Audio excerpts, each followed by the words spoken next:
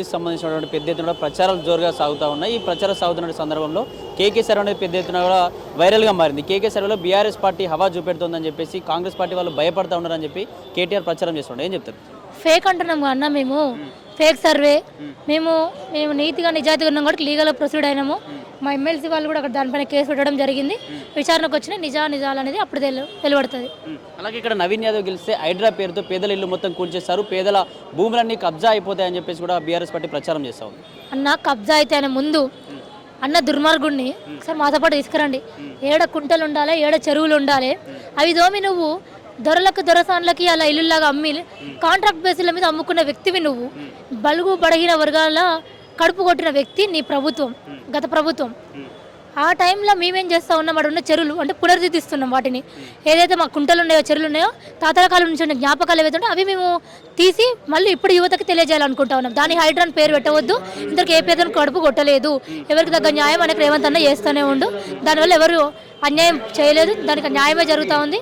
మళ్ళీ మన చెరువులు మన అన్ని వెనక్కి రాబోతూ ఉన్నాయి. ఇక్కడ జూబ్లీస్లో నవీన్ యాదవ్ గెలిస్తే జైల్లో ఉన్నటువంటి రౌడీలంతా బయటకు వచ్చి వసూల దందా ఏర్పడుతుంది ఇక్కడ జూబ్లీస్ అని చెప్పేసి కూడా బీఆర్ఎస్ చాలా సార్లు ఇక్కడ బీజేపీ కావచ్చు బీఆర్ఎస్ అదే ప్రచారం చేస్తూ వస్తూ ఉంది. ఏం జరగబోతుంది?